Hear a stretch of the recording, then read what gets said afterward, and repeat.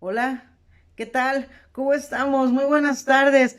Un gusto saludarles una tarde de octubre jalapeña, donde de repente ya se siente el airecito con olor y llegada a Todos Santos, donde se siente ya el fresco, donde empiezan a caer ya las hojas, estamos en el otoño y bueno, pues seguimos obviamente dándole espacio a temas y temas que tanto nos encanta reflexionar y analizar y poner al alcance de ustedes para que también puedan contribuir precisamente con su propio criterio y con aquella información que también haga más enriquecedor todo este espacio de estos videos de este canal Camino Resiliente. Hablando de este canal, recuerden que cada 100 suscriptores estamos regalando siempre a modo de gratitud, a modo de agradecer esa compañía y ese compartir y esa fidelidad por parte de ustedes. Regalamos un pequeñito detalle, nos ponemos en contacto y a nombre de Camino Resiliente obviamente generamos este pequeño obsequio. Ya no tardamos en llegar, vamos a nuestro propio paso, a nuestro propio ritmo, pero sobre todo creo que vamos a nuestra propia evolución y eso es lo más importante. Bueno, pues ya saben, si les gusta este video también, que siempre se me olvida decirlo, pero si les gusta, denle like, por favor, denle like y quien guste también, obviamente, pues se puede seguir suscribiendo.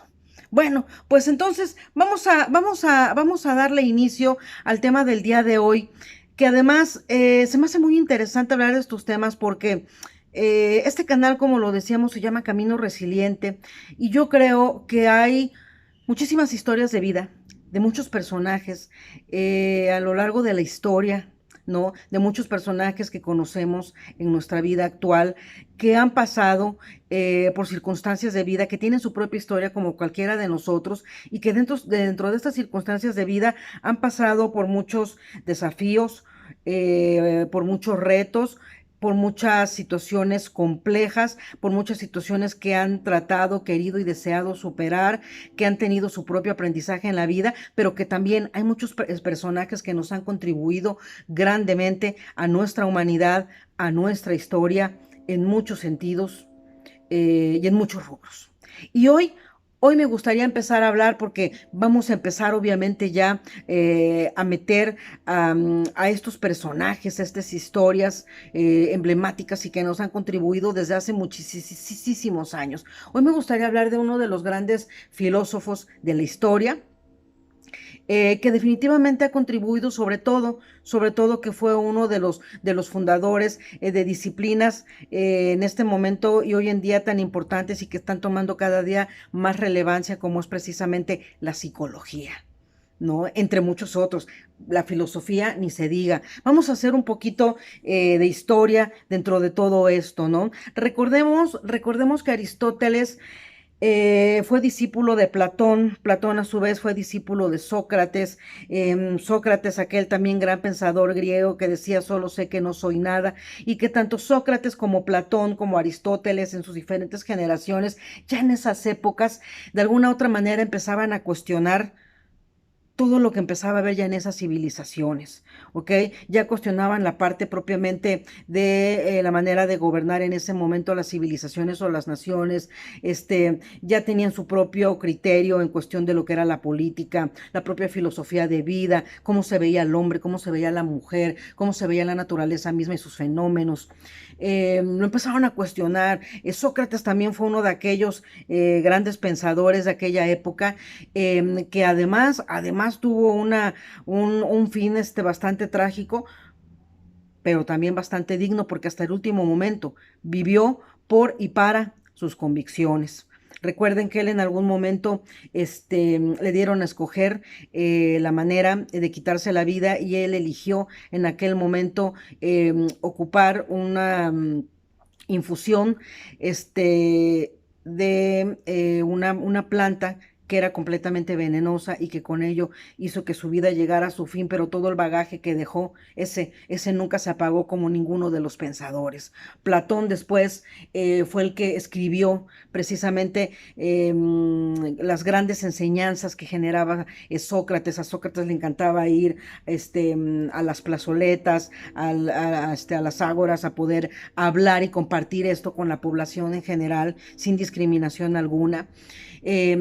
Platón siguió sus pasos y déjenme decirles que Sócrates, como un antecedente, él nunca dejó ningún escrito, no se sabe que haya dejado ningún escrito, y fue Platón el que precisamente en los diálogos de Platón, en los tratados de Platón, él trataba y trató de dejar constancia de lo que aprendió directamente de su maestro, ¿no? Que le conocían como un hombre muy sabio, Sócrates, que él siempre contestaba con su frase: yo solo sé que no sé nada.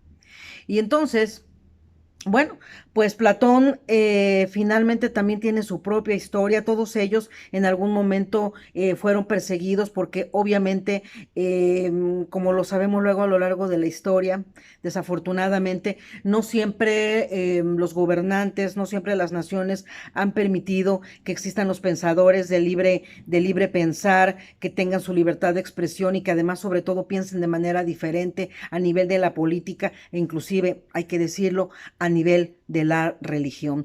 Entonces fueron muy acusados, fueron muy perseguidos, pero nunca dejaron de insistir en que ellos estaban empezando a ver la vida y las circunstancias desde otra perspectiva. Y eso no fue nada diferente con Aristóteles, que él ya fue el discípulo de Platón, que en muchos sentidos tenían muchas cuestiones en común, en cómo veían la vida, en la manera en cómo filosofaban, cómo utilizaban su lógica para llegar a ciertos análisis, a ciertos puntos, inclusive a coincidir en ciertas teorías, ¿ok? Pero hoy específicamente, aunque hizo un preámbulo un poquito acerca de cómo va llegando Aristóteles a nuestra historia, bueno, siempre es importante, antes de Aristóteles, poner como cimientos a Sócrates y a Platón.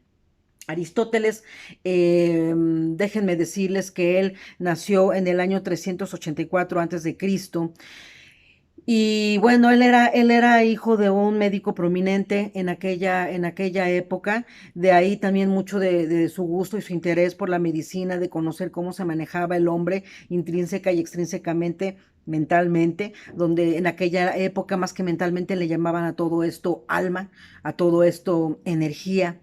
¿No? Y si algo le podemos reconocer a Aristóteles es que definitivamente fue el fundador de muchas de las ciencias o de las bases de muchas de las futuras ciencias, de las bases importantes como la filosofía, la psicología, la lógica, la metafísica, la política, la matemática, la física, entre muchos otros. Porque déjenme decirles que todos estos filósofos, todos estos pensadores, si algo tenían y que definitivamente es algo que todos los seres humanos deberíamos de recordar y copiarles en mayor medida, es que ellos decían: el conocimiento es general, es para todos.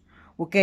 La mente del ser humano puede ser tan inquieta que puede querer saber y dominar muchas cuestiones. Y claro que la capacidad mental del ser humano puede eso y más. ¿Ok? Entonces les platicaba yo, Aristóteles compaginaba bastante bien con Platón. Obviamente tenían sus diferencias, como más adelante Freud, por ejemplo, tenía sus diferencias con Jung, por poner un ejemplo, ¿no? Ellos también tenían su diferencia y ahí fue donde Aristóteles saca una de sus grandes frases, porque aparte tiene muchísimas frases Aristóteles, pero una de ellas decía, ¿no? Soy amigo de Platón, pero sobre todo soy amigo de la verdad, ¿ok? Entonces, sabía lo que era precisamente una amistad, sabía lo que era precisamente agradecer las enseñanzas de Platón, tener este compartir con Platón, este crecimiento con Platón, pero también él sabía defender su propio criterio y sus propias posturas. ¿Ok? Y todo eso ya lo venían enseñando desde aquellas épocas. ¿Ok? Y se lo querían enseñar ¿a quién? A toda la población. No importaba género, edad. Una de las políticas que hubo desde los métodos socráticos era precisamente el que inclusive no se cobraba por enseñar, por eso enseñaban mucho en las que se llamaban las famosas ágoras o las plazoletas de los lugares, donde ahí podían impartir sus enseñanzas, sus pláticas, pero además no era unidireccional, es decir, no solamente ellos hablaban y enseñaban, a ellos los que les gustaba es que fuera enriquecedor y que fuera bidireccional. Ellos algo que alentaban a las personas que solían ir a escucharlos, que también comentaran, generaran sus propios criterios y sus propias ideas alrededor de los temas que ellos de repente compartían. ¿Ok? Específicamente, aunque llevó mucho la línea y la escuela de Sócrates y de Platón, Aristóteles sí como que dividió las lecciones, vamos a llamarlas así como que en dos grupos, ¿no? Uno, que eran las lecciones de profundo aprendizaje en ciertas disciplinas en específico, que eran para personas que ya tenían tal vez un bagaje de información previo y que se profundizaba, ¿no? En aquella época en lo que se tenía conocimiento y hasta donde se tenía conocimiento, y también la que él les llamaba de carácter popular, es decir, todas aquellas también oficios, artes, disciplinas y demás que lo podían aprender la población general sin que tuvieran precisamente un bagaje tan amplio y tan extenso de información previo al respecto. Fíjense nada más, ¿no? Ya como desde ahí esta parte de la educación, él ya decía, bueno, ¿no? Lo que dijéramos hoy los psicólogos organizacionales como una detección de necesidades. Con quienes podíamos profundizar más, ya por su contexto previo, y con quienes también podemos ofrecerles la información y hacerles de su conocimiento a sabiendas que tal vez iban a empezar de cero o con poca información al respecto. Desafortunadamente, fíjense que muchos de los escritos de Aristóteles se desaparecieron, se perdieron a lo largo de este incendio famoso que se dio en la Biblioteca de Alejandría, según nos cuenta la historia. Y pues bueno, se lograron rescatar algunos, si bien así no todos, pero lo que podríamos decir en términos generales de la teoría de Aristóteles es que definitivamente él, pues para empezar, fue uno de los creadores, además de una de las principales escuelas de filosofía ya en aquella época, ya una escuela, ¿ok? Y su base era precisamente que cada una de estas disciplinas o áreas y en lo que en algún momento y hoy en día ya son ciencias, no tuvieran una base fundamental para ser aceptadas, que tuvieran datos y hechos comprobables. Y en aquella época, ¿cómo lo podían comprobar? Obviamente, mediante la observación, en algunos momentos mediante lo que era la experimentación. ¿Qué tipo de experimentación? Bueno, increíble, pero en aquella época ya se generaban ciertos tipos de prácticas médicas que además él, todo este interés, insisto, lo aprendió y lo vivió muy cerca de la parte de su padre, que era un médico prominente en aquella época, con el avance que había, estamos hablando de antes de Cristo, el avance que había en la ciencia médica, pero ya se hacían ciertos tipos de necropsias, ciertos tipos de estudios a las personas ya después de fallecer, ciertos, pues sí, estudios y disecciones y todo esto para conocer cómo era esta parte corpórea del ser humano. Y a partir de ahí y de estos datos comprobables, generar buenas y valiosas hipótesis. Una de las grandes hipótesis que él contribuyó y que tienen que ver mucho de esta área, ¿no? De esta área de la psicología y de la base resiliente, es precisamente cuando habló y tocó el concepto de alma. Y él hizo esta clasificación del alma, hizo tres clasificaciones. Él hablaba del alma vegetativa, del alma sensitiva y del alma racional. El alma vegetativa hablaba de esta parte nutricional y de la naturaleza y se refería más a la parte de la naturaleza, de las plantas, no todo esto del verde cera, por decirlo de alguna u otra manera, ¿no? Entonces decía, bueno, también la naturaleza tiene su propia energía y tiene su propia base, ¿no? Tiene su propio significado dentro de lo que para él le llamaba alma. La parte sensitiva la orientaba hacia los animales. Decía, nada más que en la parte de los animales, en ellos era un poquito más impulsiva en este sentido, ¿no? Más esta, pues sí, más esta cuestión impulsiva, animal, más de dejarse ir, menos racional. La segunda clasificación, como decíamos, es el alma sensitiva, que lo aludía más a los animales, esta parte instintiva, esta parte de la impulsividad, donde había obviamente menos o prácticamente en aquel momento se creía que había nula racionalidad por parte de los animales. Y la tercera clasificación, que era el alma racional, donde esta solamente la tenían obviamente los seres humanos. Y era esta parte donde entraba la racionalización, el criterio, la capacidad de análisis y toda esta cuestión de la inteligencia que él ya empezaba a buscar y a rebuscar dentro de los procesos de la mente. Como cuáles tipos de procesos, los procesos de la percepción. Por eso es que él decía, los datos comprobables deben de ser a través de la observación, porque entonces él ya se daba cuenta que definitivamente, perdón, mediante la parte perceptual, visual, se podían darse cuenta de muchas cuestiones, así como de los otros sentidos, mediante el tacto, mediante el olfato, mediante el oído, mediante el gusto, se podía llegar a conocer mucho de lo que era el ser humano y la naturaleza. También le puso énfasis, por ejemplo, a otros conceptos como fue la memoria, ¿no? Él decía que definitivamente, fíjense cómo lo explicaban antes los filósofos, específicamente Aristóteles, y eso se me hace súper increíble, muy padre. Decía que la memoria de los recuerdos que nosotros tenemos, ¿no? Una parte de esos recuerdos, los más significativos y los más vivenciales, decía, el ser humano los almacena en algún órgano del cuerpo. Es decir, él no hablaba directamente de esta parte mental, neurológica, sino decía, en alguna parte del cuerpo se almacenan, y cuando de repente vuelves a tener contacto con algún estímulo que te recuerde a ese momento, ¿no? Ese órgano, y hoy podríamos decir inclusive ese sentido, ¿no? Por sentido común, te hace despertar el recuerdo. Esa era la manera en que lo decía. Yo creo que de alguna otra manera, aludiendo a que se me ocurre pensar que si en algún momento vamos caminando y percibimos el aroma, un aroma que para nosotros es importante, por ejemplo, el aroma del perfume de nuestra abuelita, de algún ex, ¿no? De repente las sensaciones en el ser humano pues se pueden dar obviamente. El primer punto, y es obviamente rapidísimo, pues es el neurológico y lo sabemos, pero tal vez en aquel momento lo que querían significar es que de alguna u otra manera también se generan sensaciones en alguna otra parte del estómago, porque el oler el perfume de la abuelita, que el olor de la cocina de algún familiar o de algo que te recuerde significativamente te puede hacer generar una sensación en la boca del estómago, una sensación kinestésica al recorrer tu espalda, una sensación olfativa, emocional, inclusive que se pueda sentir en el pecho, ¿no? Y entonces era lo que él le llamaba esta cuestión, este concepto de las famosas reminiscencias, que yo cada vez que me acuerdo de ese concepto, déjenme hacer aquí un paréntesis, cómo me acuerdo de mi maestra de la facultad que nos dio historia de la psicología. Un saludo por si está viendo este video a mi maestra Sarita, que nos dio historia de la psicología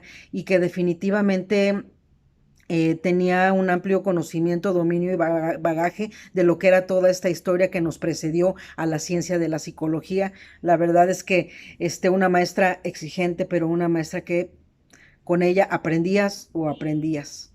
Y como los grandes filósofos, eso era el objetivo: aprender, hacer crecer tu conocimiento, evolucionar y trascender a partir de hacer crecer tu conocimiento y hacer crecer, obviamente, tu sabiduría. Qué interesante, ¿no? Pues bueno, Aristóteles, como muchos otros pensadores, nos regaló a la humanidad muchas frases célebres que hablaban precisamente de su convicción y de lo que ellos ya observaban en aquel momento, de lo que era la situación emocional, psicológica y mental de los seres humanos. ¿Qué les parece si de alguna u otra manera vamos a reflexionar en algunas de estas frases que nos regaló Aristóteles desde aquellas épocas? Una de las que me gusta mucho, fíjense nada más, y puede tener varios contextos y varias interpretaciones. Dice que la esperanza es el sueño definitivamente de un hombre despierto, ¿no?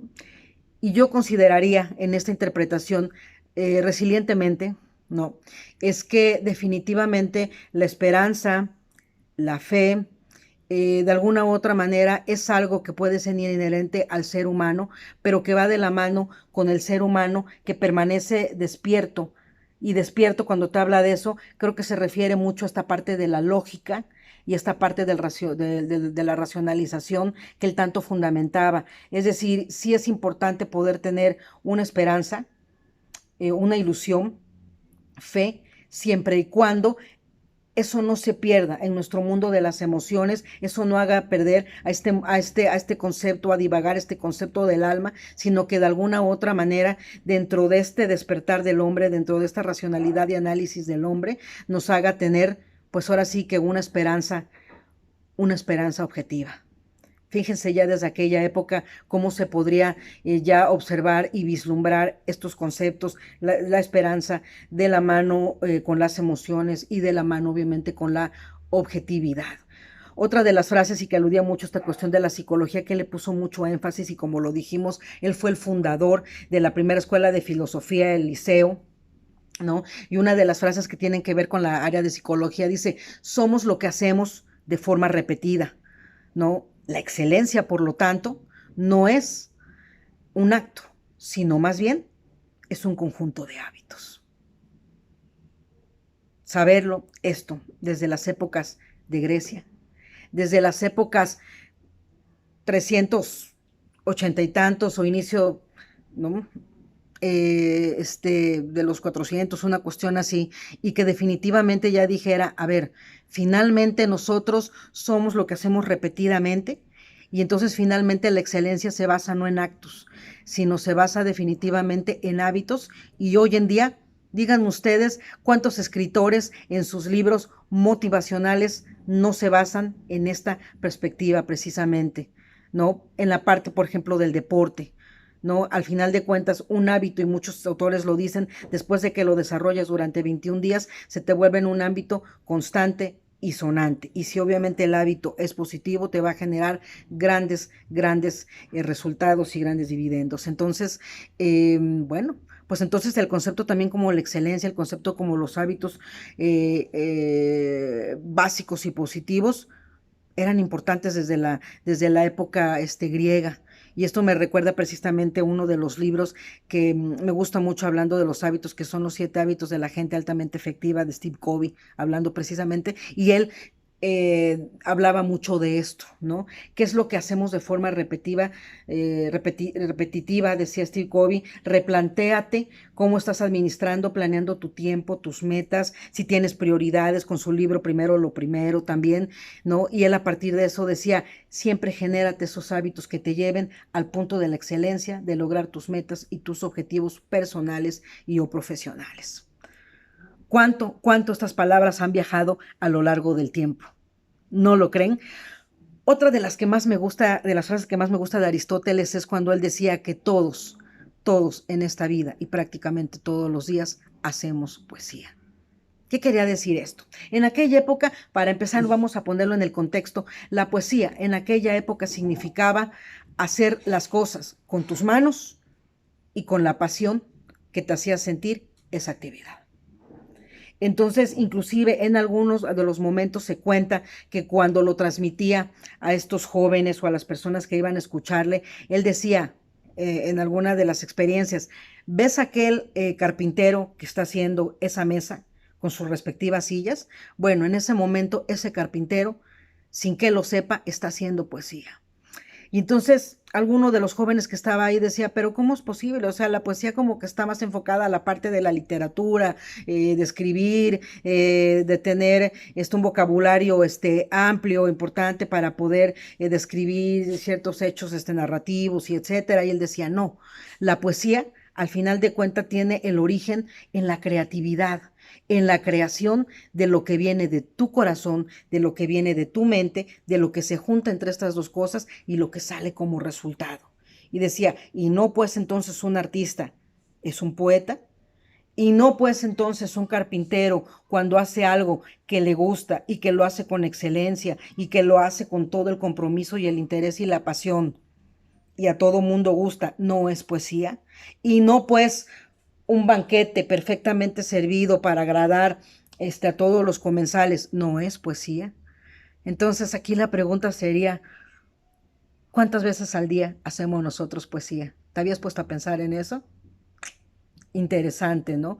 Creo que es una reflexión que nos llevaría definitivamente a reflexionar y a cerrar, creo que de una forma exacta y perfecta en este momento el video, porque al final de cuentas nos damos cuenta que Aristóteles, como Platón, como Sócrates, que tanto tuvieron que defender sus ideas, tanto tuvieron que defender sus posturas, que tanto contribuyeron al mundo y a la humanidad, su proceso de hacer lucha, su proceso de crecer, de trascender, de conocer, porque además eran grandes inquietos de muchas de las disciplinas de aquella época, este, la astronomía, la física, la matemática, la literatura y todo eso, les hizo de alguna u otra manera tener una perspectiva diferente de la vida. No desistieron. Todos en algún momento tuvieron que pasar por tener que estar huyendo de aquellas personas que no querían que hubieran estos pensadores libres con otro criterio y que pudieran contribuir de una manera más profunda y más introyectiva a los demás seres humanos. Hoy se nos permite mucho eso y por eso es tan importante que utilicemos tanto nuestra motivación interior, que reconozcamos también precisamente como él lo decía, nuestros recursos resilientes y que definitivamente así como ellos fueron personajes de la humanidad y que contribuyeron con su historia, nosotros también estamos contribuyendo con la nuestra.